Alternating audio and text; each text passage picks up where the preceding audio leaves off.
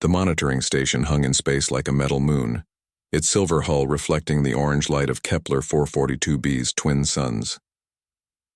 Inside the station's communication center, Zexhai adjusted his headset with one of his four thin arms. The Altarian's large black eyes focused on the dozens of screens showing battle data from the planet below.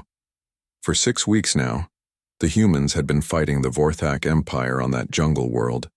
The insect-like aliens had built their hives, deep in the fungal forests, and the humans were trying to dig them out one nest at a time. It was bloody work that never seemed to end. Zexhai had been listening to human military communications for 3 years now, ever since the Galactic Defense Council assigned him to study these strange newcomers. At first, their constant chatter had driven him crazy. Most species in the galaxy kept their military communications short and precise. The humans never stopped talking. "Alpha Company, this is Bravo 2, came a voice through the speakers. "We've got movement in the trees about 50 meters north of your position. Copy that, Bravo 2. We see them. Lisa, take your squad around the left flank. Ben, keep your people on the ridge and give us covering fire." That was Captain Jake Morrison, commander of Alpha Company. Zexhai had been listening to the human officer for weeks now. Morrison talked to his soldiers like they were family members, instead of military units. The Altarian found it both fascinating and inefficient. "Roger that, Captain," came another voice. This one belonged to Sergeant Ben Clark. "Hey, Lisa, try not to trip over any more roots down there. We don't want you scaring the bugs away with all that noise." Laughter crackled over the communication channel. Even in the middle of a war zone, the humans found time to joke with each other. Zexhai shook his head. No wonder it was taking them so long to clear the planet. "Very funny, Ben," replied Private Lisa Hayes. "At least I don't jump every time a leaf falls. Remember yesterday when you thought that branch was a Vorthak warrior?" More laughter. Zexhai made notes on his datapad. The humans seemed to use humor as a way to deal with stress and fear. It was unlike anything he had observed in other species. The Draconians roared when they were angry. The Etherians went into deep meditation. The humans made jokes. "All right, knock it off," said Captain Morrison, but Zexhai could hear the smile in his voice. "We've got work to do. Amy, what's your platoon status?" Lieutenant Amy Foster's voice came through clearly. "We're in position on the south side. Captain, Private Hayes is complaining about the humidity again, but otherwise we're ready." "I'm not complaining," Lisa's voice protested. "I'm just saying this planet smells like a wet sock that's been sitting in a gym locker for a month." "That's not the planet," Ben called out. "That's just Morrison's boots." Even Captain Morrison laughed at that one. Zexhai wondered how these humans ever managed to win any battles at all. They seemed more interested in entertaining each other than fighting. But then the Altarian remembered the battle reports. The humans were winning. Slowly, yes. But they were pushing the Vorthak back meter by meter. Their casualty rates were lower than expected, and their morale remained high even after weeks of difficult fighting. Maybe there was something to their strange methods after all. "Movement spotted," came a new voice. This was Private Nick Johnson, one of the scouts. "Looks like a full patrol, maybe 20 bugs heading toward Alpha Company's position." The tone on the channel shifted instantly. The joking stopped, but the humans kept talking. They called out positions, shared ammunition counts, and coordinated their movements. But unlike other species, they also shared their feelings. "I'm nervous about this one, Captain," admitted Private Hayes. "Something feels different about these Vorthak. They're moving weird." "I feel it too," Morrison replied. "Everyone stay sharp. Trust your instincts." Zexhai found this remarkable. In Altarian military doctrine, admitting fear was considered a sign of weakness, but the humans seemed to treat it as useful information that should be shared with the group. The battle began 15 minutes later. The Vorthak came through the trees like a green and black wave, their razor-sharp claws glinting in the filtered sunlight. The humans opened fire with their plasma rifles, the bright blue beams cutting through the jungle air. "Contact front," Morrison shouted over the gunfire. "Lisa, swing your people around. Ben, we need that covering fire now." "On it, Captain." Ben's voice was tight with concentration. "Pouring it on." The communication channel filled with the familiar sounds of human combat. Status reports mixed with encouragement. Tactical updates came between gasps for breath. The humans never stopped talking to each other even when the Vorthak were only meters away. Then something strange happened. More Vorthak appeared. Not just a few more, but dozens of them. Then hundreds. They poured out of hidden tunnels and dropped from the tree canopy. In seconds, the human company was surrounded by over 1,000 enemy warriors. "Holy hell," whispered someone over the comm. "Where did they all come from?" "Fall back to defensive positions," Morrison ordered, but his voice was strained. "All units fall back now." But there was nowhere to fall back to. The Vorthak had planned this perfectly. They had used the smaller force as bait to draw the humans into a trap. Now Alpha Company was caught in the middle of a killing field with enemies on all sides. The humans kept fighting, kept talking. But Zexai could hear the change in their voices. The easy confidence was gone, replaced by something harder and more desperate. "We're running low on ammunition," reported Lieutenant Foster. "Same here," Ben called out. "Maybe 10 minutes of sustained fire left." "Medical supplies are almost gone too," added the company medic. "And we've got wounded who can't move." For the first time since Zexai had been monitoring human communications, he heard real fear in their voices. These humans were about to die, and they knew it. "Well," said Captain Morrison after a long pause, "I guess this is it, people. It's been an honor serving with all of you." "Same here, Captain," Lisa replied softly. "Best company I ever served with," Ben added. One by one, the other soldiers voiced their agreement. Even facing certain death, they were supporting each other. Zexai felt something strange in his chest, an emotion he had never experienced while monitoring military communications. Then, without any warning or explanation, every human voice stopped. The sudden silence was so complete that Zexai thought his equipment had malfunctioned. He quickly checked his instruments, but everything was working perfectly. The communication channels were still open. The humans were still alive according to his bioscanners. But not one of them was making a sound. No tactical updates, no calls for help.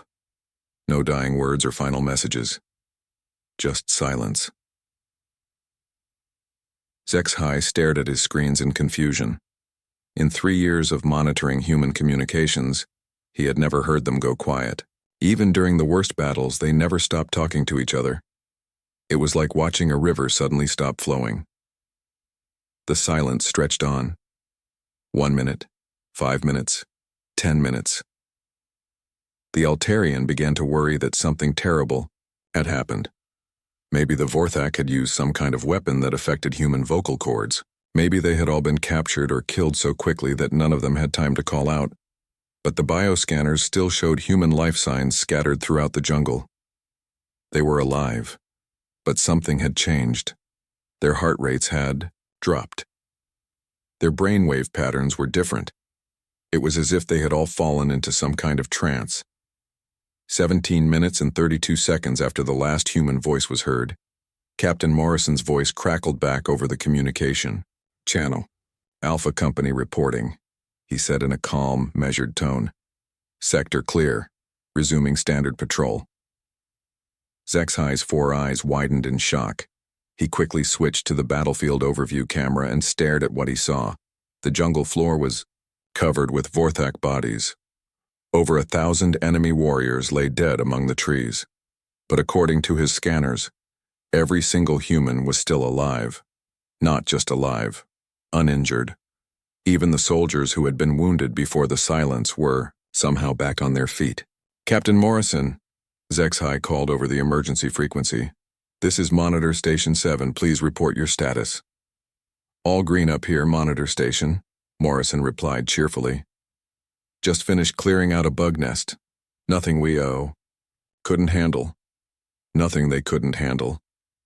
Zexai stared at the sea of dead Vorthak on his screen and felt a chill run through his thin body. What had just happened down there? 3 months after the strange silence on Kepler 442b, Admiral Chen Wei stood in the massive halls of the Galactic Defense Council on Nexus Prime. The human officer felt small under the giant crystal dome that stretched high above his head. Around him, representatives from dozens of alien species sat in circular rows that rose up like the inside of a bowl. The admiral was not alone. Colonel Ryan Davis sat to his right, his dress uniform covered with ribbons from 20 years of fighting.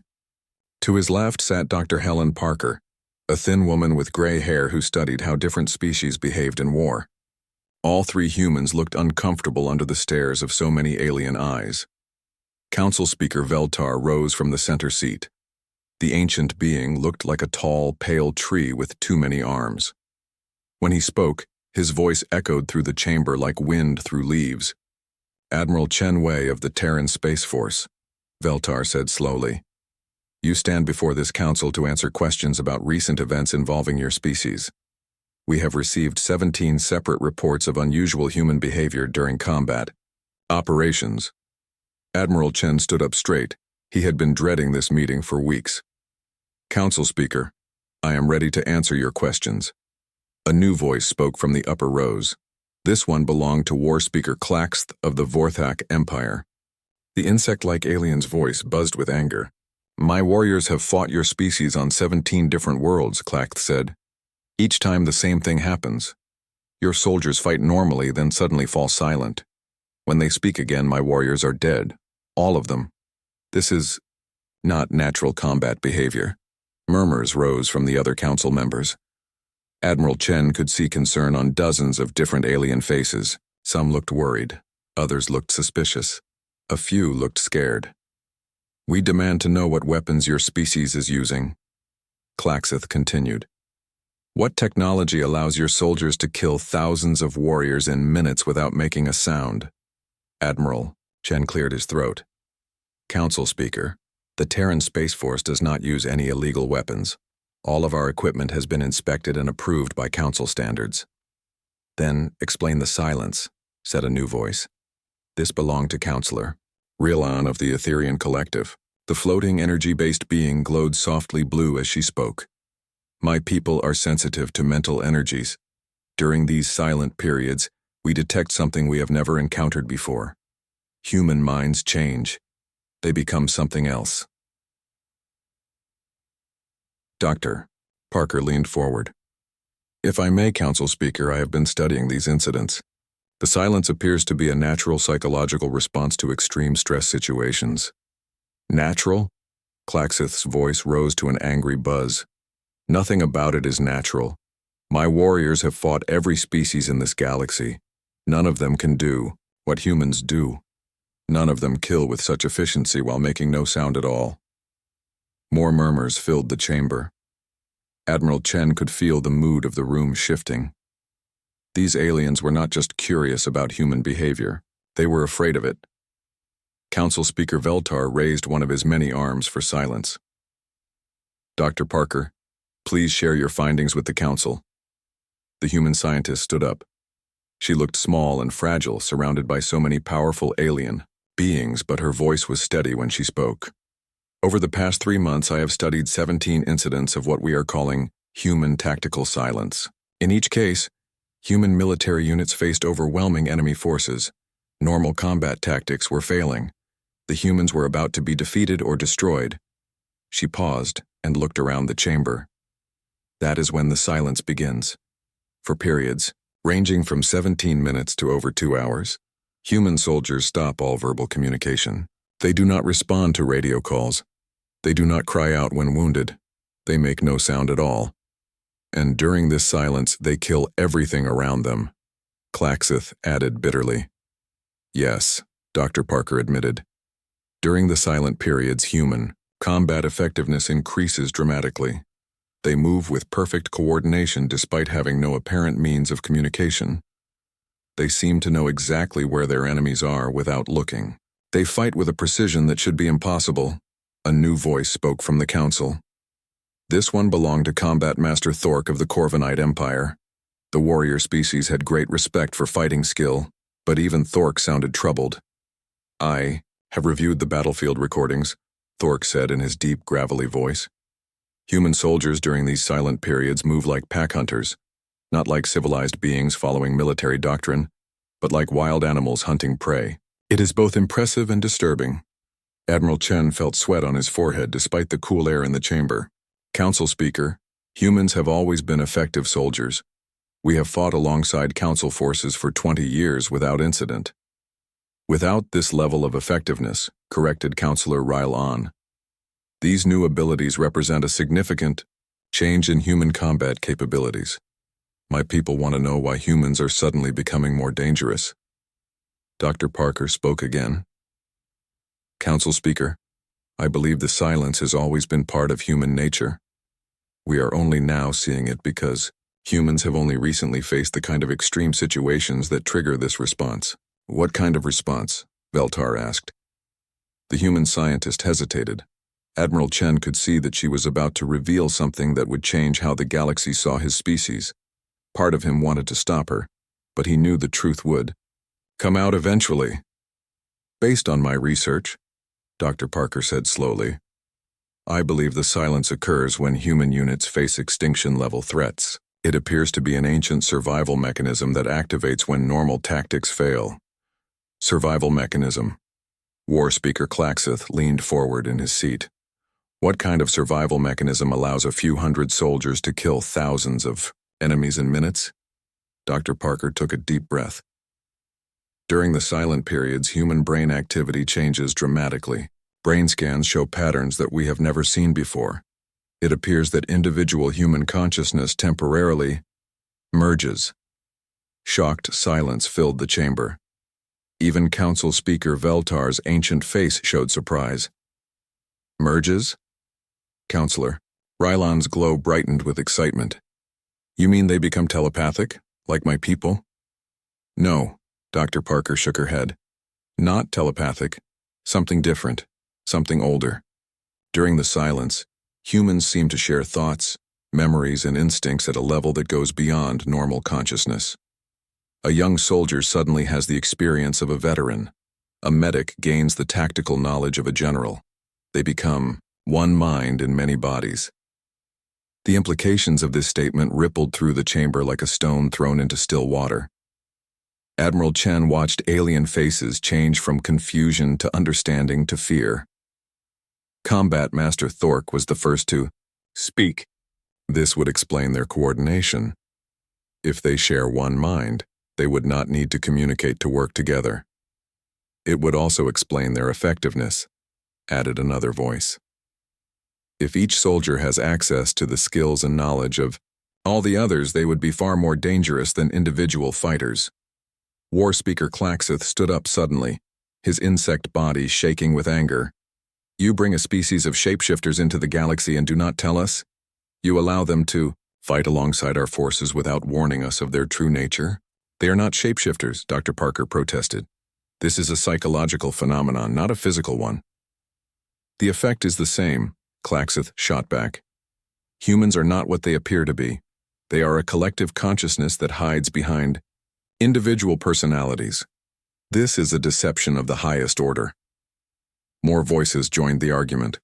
Some aliens demanded restrictions on human military operations. Others called for further study. A few suggested that humans should be banned from Council space altogether. Council Speaker Veltar raised all of his arms for silence. The ancient being's face was troubled as he looked down at the three humans. This is a serious matter, he said finally. If humans can change their fundamental nature during combat, then we must reconsider their role in Council military operations. We cannot have soldiers whose capabilities are unknown even to themselves. Admiral Chen stood up. Council Speaker, humans have been loyal members of the galactic community for 2 decades. We have fought and died alongside Council forces in dozens of conflicts. This silence ability, whatever it is, has only been used against enemies of the Council. So far, Veltar replied quietly. But what happens if humans decide that other Council species are enemies? What happens if this collective consciousness views us as threats? The question hung in the air like a dark cloud. Admiral Chen realized that everything had changed. The galaxy would never look at humans the same way again.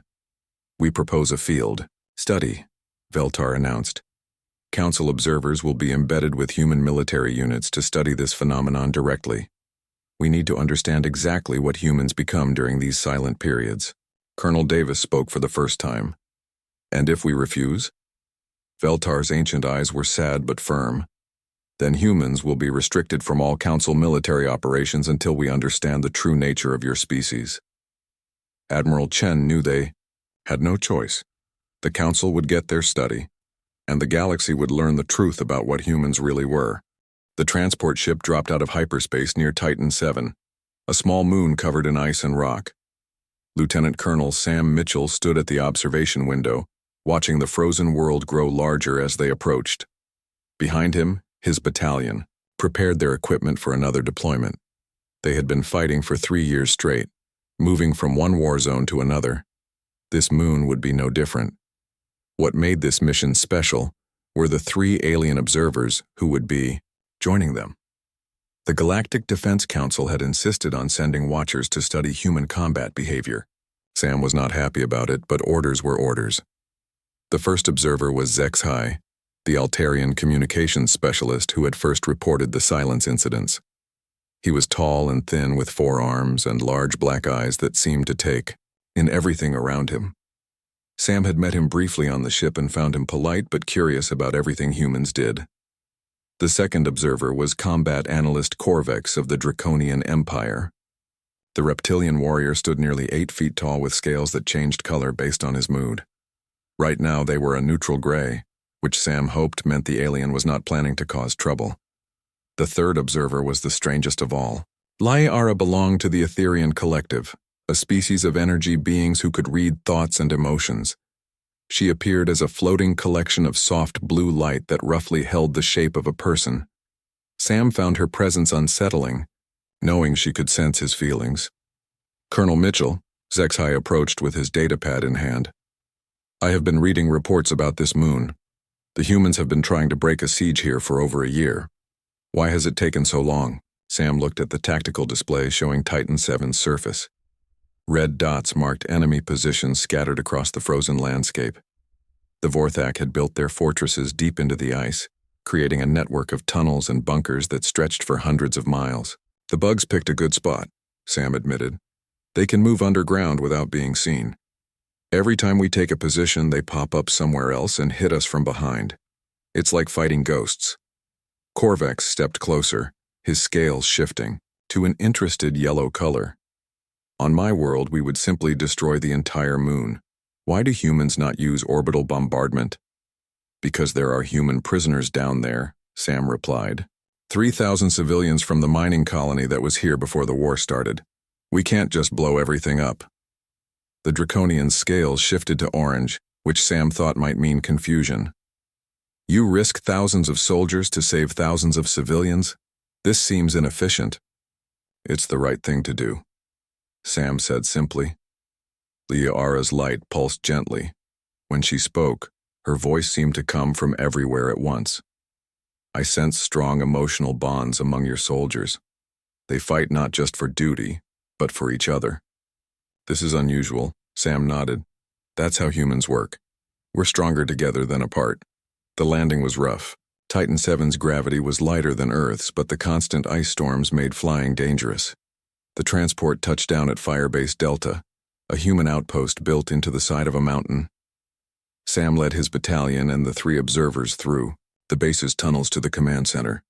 Major Rick Barnes was waiting for them with a cup of coffee in his hands and dark circles under his eyes. The base commander looked like he had not slept in days. Welcome to the icebox, Colonel, Barnes said with a tired smile.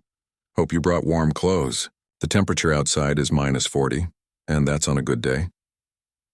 What's our situation? Sam asked, settling into a chair around the tactical table. Same as always.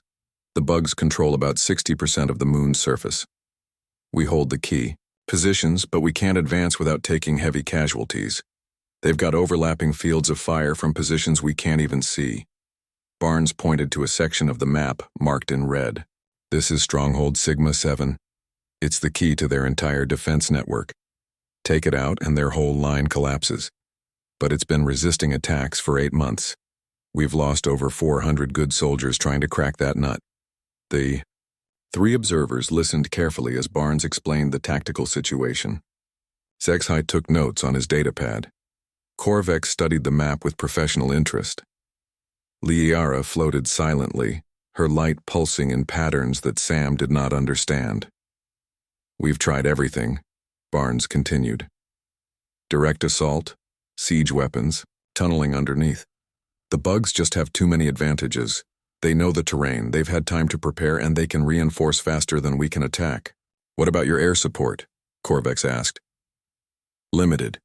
The ice storms ground our aircraft half the time. When we can fly, the bugs have anti-air weapons hidden all over the place. We lose more pilots than we can afford. Sam studied the map. Stronghold Sigma-7 sat on a hill overlooking the main supply route to the human positions. As long as the Vorthak held it, they could see everything the humans were doing. But the fortress was built into solid rock with overlapping defensive positions that covered every approach. We're going to take it, Sam announced. Barnes shook his head. Colonel, I've tried 6 times already. We don't have enough firepower to crack those defenses. Then we'll find another way. Over the next 2 weeks, Sam's battalion took over the attacks on Stronghold Sigma-7. The 3 observers went everywhere the humans went, watching and recording everything they saw. At first, Sam worried about their safety, but he quickly learned that all 3 were more capable than they looked. Zexhai could process tactical information faster than any human computer. During firefights, he tracked dozens of enemy positions simultaneously while maintaining communication with multiple units. The Altarian was also fascinated by human behavior. Private Nick Johnson, Zexhai said during a break between attacks. You are from a place called Ohio, yes? Tell me about your family. Nick, a young soldier with red hair and freckles, grinned. Sure thing. My dad's a farmer, grows corn and soybeans. My mom teaches school. I got 2 sisters, both younger than me. They think I'm crazy for joining the army. And yet you fight to protect people you have never met on a world far from your home. Why? Nick thought about it for a moment. Because it's the right thing to do, I guess. People are in trouble, so we help them. That's what humans do. Korvax spent most of his time with the combat veterans, studying their tactics and equipment. Corporal Katie Miller from Texas seemed to enjoy showing off her collection of Vorthak trophies to the giant reptilian warrior. This here's a claw from a Vorthak warrior prime, Katie said, holding up a curved blade as long as her arm. Took it off the bug that killed Sergeant Hayes back on Proxima 3. Had to use a plasma charge to get through his armor. Korvax examined the trophy with professional interest. You keep parts of defeated enemies? This shows proper warrior spirit. Damn right it does. Every one of these trophies represents someone who won't be hurting humans anymore. The draconian scales shifted to an approving green. Your species may be smaller than mine, but you have the heart of true warriors. Liara was the most disturbing observer. She never asked direct questions, but Sam could feel her presence in his mind like a gentle touch. Sometimes she would pulse brighter when the humans were talking, as if their emotions were affecting her somehow. Your species is different from what we expected, she told Sam one evening as they watched the sunset through the base's observation window. We thought humans were individuals like most species, but you are connected in ways that go deeper than consciousness. What do you mean? When your soldiers speak of their friends who have died, I feel their pain as if it were physical. When they laugh together, their joy creates harmonics that resonate through dimensions I cannot fully perceive. You are not truly separate beings. Sam was not sure what to make of that, but it made him uncomfortable. The final attack on Stronghold Sigma-7 came on a night when the ice storms were at their worst. Sam had been planning it for days, waiting for the perfect conditions. The storm would ground Vorthak air support and limit their visibility, giving the humans their best chance. But as his battalion moved into position, Sam realized they were walking into a trap. The Vorthak had been watching them just as carefully as they had been watching the Vorthak. Enemy forces appeared on all sides, emerging from hidden positions that had been invisible until now. Contact on all sides, came the call over the radio. We're surrounded. Sam watched his tactical display as red enemy markers appeared everywhere. They were outnumbered 3-1, caught in open ground with nowhere to retreat. He had led his soldiers into a death trap. Fall back to the rally point, he ordered, but even as he spoke, he knew it was too late. The Vorthak had planned this perfectly. The three observers stayed close to Sam as the situation got worse. Zexhai frantically worked his communications equipment, trying to call for support that was too far away to help. Corvex had drawn his weapon and was ready to fight, his scales shifting to combat red. Liara's light was pulsing faster, brighter, as if she was detecting something the others could not sense. "Colonel," came Private Johnson's voice over the radio, "we're taking heavy casualties. Lost contact with 3rd Platoon. 4th Platoon is pinned down and running low on ammunition. Medical supplies are almost gone," reported the battalion medic. "And we've got wounded who can't be moved." The silence hit like a wave washing over the battlefield. One moment the humans were talking, calling out positions and saying their goodbyes. The next moment, every voice stopped at exactly the same time. Zexhai stared at his communication equipment, in confusion. All the channels were still open, the radios were working perfectly, but not a single human voice came through the speakers. It was as if 600 soldiers had suddenly forgotten how to speak. "Colonel Mitchell," Zexhai called into his headset. "Please respond. What is your status?" "Nothing. Not even static." Corvex gripped his weapon tighter, his scales shifting to a worried purple color. The Draconian warrior had seen many strange things in his long military career, but this was different. The humans around him had not moved, but something about them had changed. They stood straighter. Their eyes were sharper. They looked like predators who had just caught the scent of prey. "What is happening to them?" Corvex asked in his deep voice. Liara's light was pulsing frantically, bright flashes of blue and white that hurt to look at. The Etherean's voice trembled when she spoke. "Their minds. I cannot sense individual thoughts anymore. There is only one consciousness where there used to be hundreds." Colonel Mitchell turned to look at the three observers. His face was calm, but his eyes were different. They held an intelligence that seemed older and more dangerous than the human who had been leading them moments before. When he spoke, his voice was quiet and steady. "Stay close to us. Do not interfere.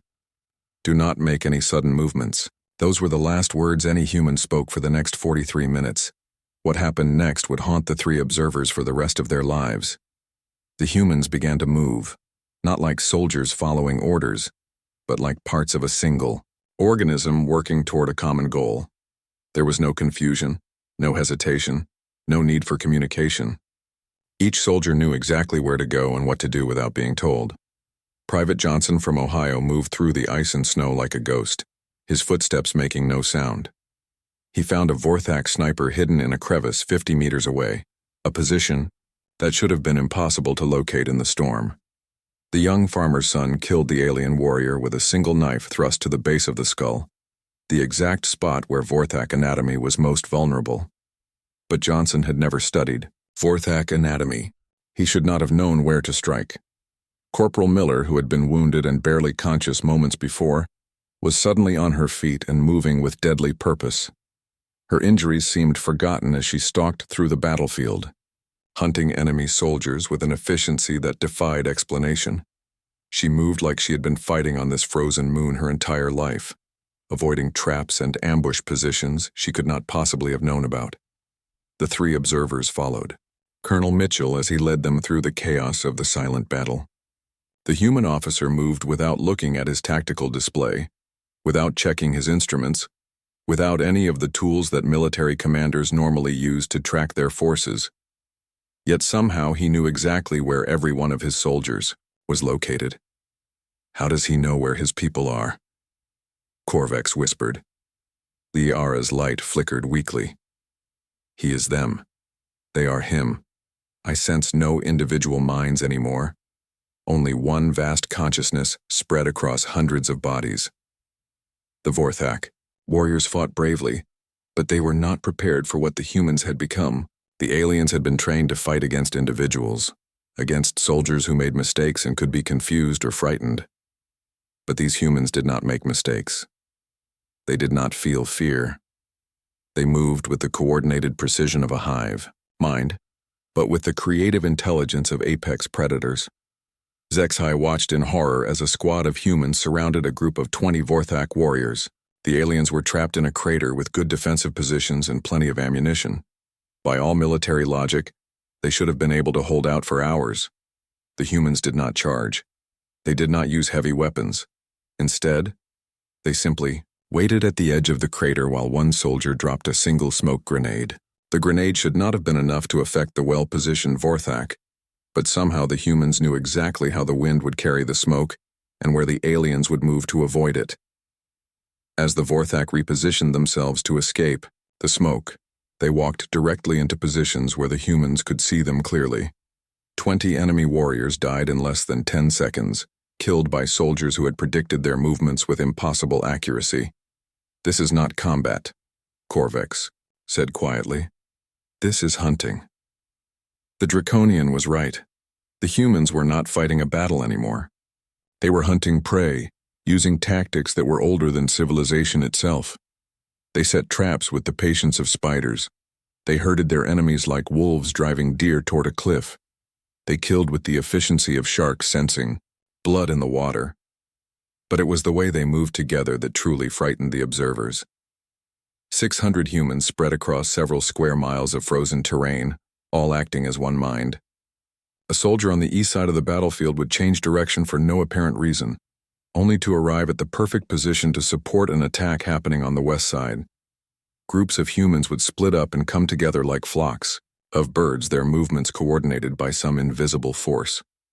Liara tried to probe deeper into the human consciousness, to understand what had happened to their minds. What she found made her light dim with shock. "They are sharing everything," she whispered. "Not just thoughts, but memories, instincts, muscle memory. That young soldier who just killed 5 Vorthak with a sniper rifle. He is using the shooting skills of a veteran marksman who died 3 years ago. The medic treating wounded soldiers has access to the surgical knowledge of every doctor in the battalion." The implications were staggering. Each human had become a repository for the skills and experience of all the others. A cook could fight like a commando. A mechanic could perform field surgery. A new recruit could plan tactics like a general. But there was something else, something deeper and more primal. The humans were not just sharing learned skills. They were tapping into ancestral memories, genetic knowledge passed down through millions of years of evolution. They moved like their ancestors who had hunted mammoths across the frozen plains of Earth. They killed like the predators who had climbed to the top of their world's food chain. Colonel Mitchell led the observers to a hill overlooking Stronghold, Sigma 7. The massive Vorthak fortress looked impregnable with its thick walls and overlapping defensive positions. 8 months of human attacks had barely damaged its outer defenses. But the humans were no longer the same species that had been attacking this fortress for 8 months. They came from all directions at once, moving through the storm like ghosts. The Vorthak defenders opened fire, but the humans seemed to know where every shot would go before it was fired. They flowed around the defensive fire like water flowing around rocks, never slowing, never stopping. The fortress walls were 30 feet high and made of solid rock. The humans climbed them like spiders, finding handholds that should not have existed. The few Vorthak who tried to stop them were killed before they could raise an alarm. Once inside the fortress, the humans spread through the corridors and tunnels like a plague. They knew the layout of the complex, despite never having been inside it before. They found the hidden passages, the secret weapons caches, the command centers that the Vorthak thought were safely concealed. The aliens fought desperately, but it was like fighting the tide. For every human they killed, 10 more appeared from unexpected directions. The humans seemed to anticipate every defensive move, every retreat, every attempt to regroup. Zexhai tried to record everything with his instruments, but the readings made no sense. Human brain activity was off the charts, showing patterns that his equipment was not designed to measure.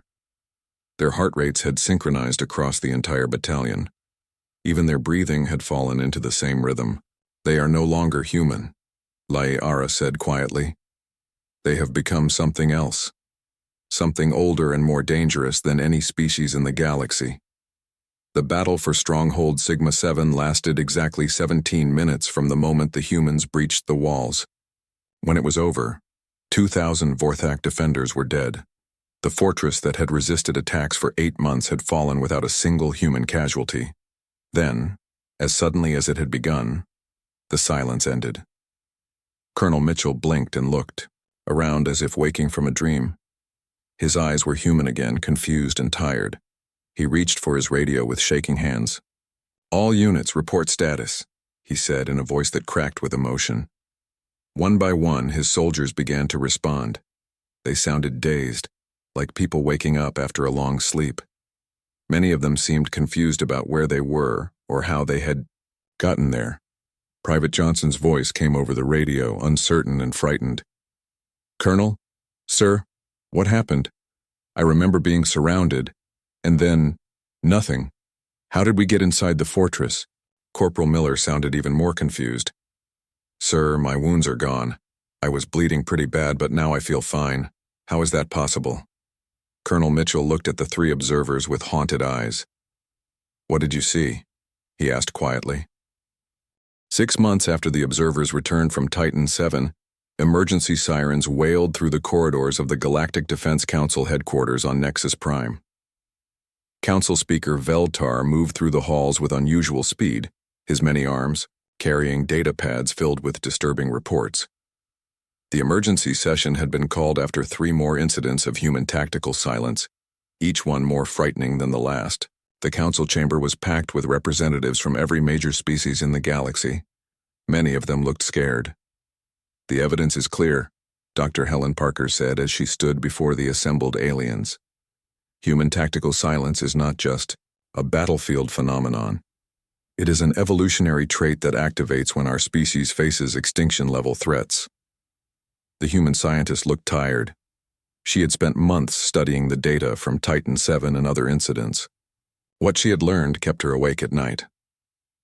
During silent periods, human consciousness merges into what we can only describe as a collective hunting organism. Individual humans temporarily lose their separate identities and become part of something older and more dangerous than modern civilization. War Speaker Klaxeth of the Vorthak Empire stood up, his insect body shaking with rage. "You admit that your species are shapeshifters. You admit that you have deceived us about your true nature." "We are not shapeshifters," Dr. Parker replied, calmly. "Our bodies do not change, but our minds do. When faced with certain destruction, humans remember what we were before we became civilized. We remember how to hunt as a pack." Council Speaker Veltar raised one of his arms for silence. The ancient being's face was grave as he spoke. "Dr. Parker, your research suggests that this ability is becoming stronger. The silent periods are lasting longer and happening more frequently. Is this correct?" Dr. Parker nodded slowly. "Yes, Council Speaker. Each incident shows increased coordination and efficiency. The humans are getting better at accessing this collective state. What started as a survival response is evolving into something more controlled." A new voice spoke from the upper galleries. Counselor Rylon of the Etherian Collective floated down to the speaking floor, her blue energy form pulsing with concern.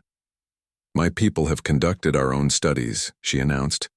"We have observed human civilian populations during crisis situations. The tactical silence is not limited to military units. When human cities face natural disasters or terrorist attacks, civilian populations begin to show the same psychological patterns." Shocked murmurs filled the chamber. The implications were staggering. If all humans could access this collective consciousness, then the galaxy was dealing with something far more dangerous than anyone had imagined.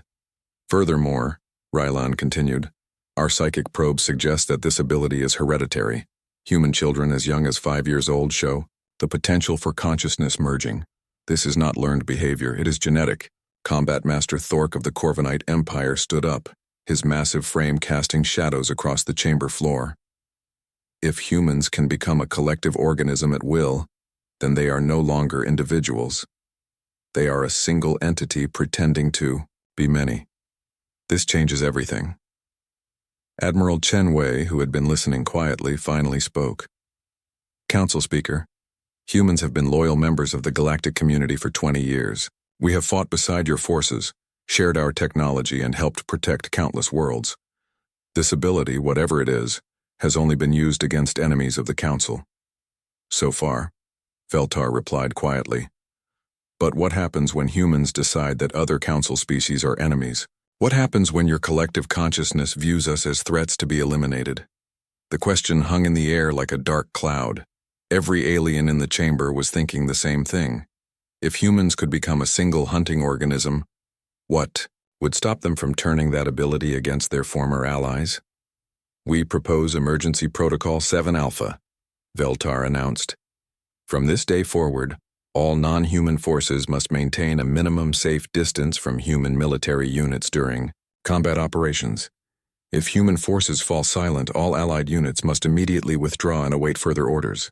The protocol was simple, but its meaning was clear. The galaxy was afraid of humanity. Commander Pete Anderson of the Terran destroyer USS Defiance received the emergency alert while his ship was patrolling the outer rim. He read the message 3 times before its full impact hit him. "Sir?" asked his first officer, Lieutenant Sarah Brooks. "Is everything all right?" Pete handed her the datapad. "Read this, then tell me if everything is all right." Sarah's face went pale as she read the protocol. "They're treating us like a plague, sir, like we're some kind of disease that might spread." "Can you blame them?" Pete asked quietly. "After what they saw on Titan 7, would you want to be near humans when they go silent?" The protocol had immediate effects throughout the galaxy. Joint military operations were suspended. Mixed crews were separated. Human merchants found their trade routes restricted. Diplomatic missions were recalled. Some species reacted with fear. The peaceful Etherians quietly began moving their colonies away from human space.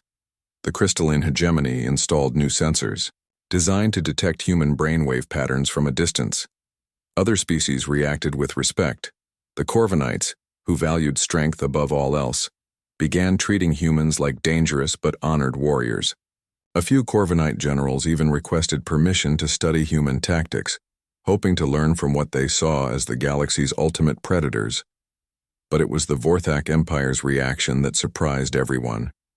3 weeks after the protocol was announced, War Speaker Klaxith requested a private meeting with the Council. For the first time in their history, the Vorthak were asking for peace. "We have fought every species in this galaxy," Klaxith said during the closed session. "We have conquered worlds and enslaved entire civilizations. But we cannot fight an enemy that becomes stronger when threatened with extinction. We cannot fight an enemy that shares one mind across thousands of bodies."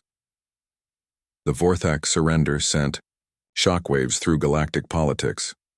The most aggressive species in known space had given up simply because they were afraid of what humans might become.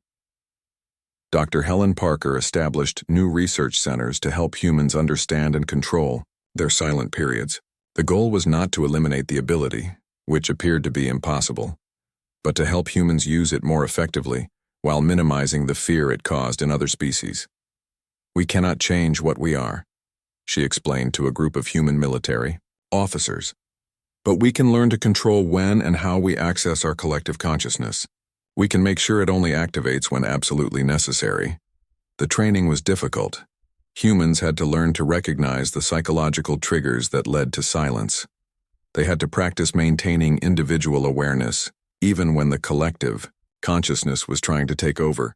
Most importantly, they had to learn to communicate their intentions to alien observers before the silence began.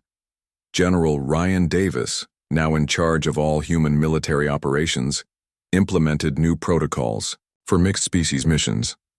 Human units would carry special beacons that would automatically activate if tactical silence began. The beacons would broadcast a simple message in dozens of languages. "Humans entering collective state. Withdraw to safe distance. Do not interfere." But despite all the protocols and training, the fundamental problem remained. The galaxy now knew that humans were not what they appeared to be. Behind their individual personalities and civilized behavior lay something ancient and predatory.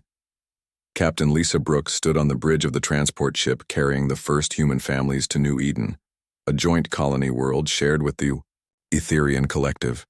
In the cargo holds below, children played games while their parents talked about starting new lives. But in her ready room, Lisa kept a copy of Emergency Protocol 7 Alpha, the document that had changed everything. the document that told the galaxy exactly what to do when humans stopped being individuals and remembered how to hunt. She thought about the Etherian families who would be living alongside the human colonists. Peaceful beings who had never known war or violence. What would happen if something threatened the colony? What would happen if the human families felt their children were in danger? Lisa looked out at the stars and wondered if the galaxy understood what it had really discovered. Humans were not just another species that happened to be good at fighting. They were evolution's answer to the question of how a species could survive. Anything. They were the organism that had learned to become stronger when threatened with extinction. They were the predator that had conquered a death world by learning to think as one. And now they were spreading across the galaxy, carrying their ancient gift to every world they touched. The emergency protocol was just the beginning. Soon every station commander, every ship captain, every planetary governor would learn the simple rule that now governed human relations. When humans fall silent, run. Because in that silence, civilization fell away and something far older took its place. Something that had climbed to the top of one world's food chain and was now ready to do the same with the galaxy. The Council had issued their special alert, but they did not truly understand what they were warning against. They thought they were dealing with a military phenomenon, a battlefield tactic that could be managed with proper protocols.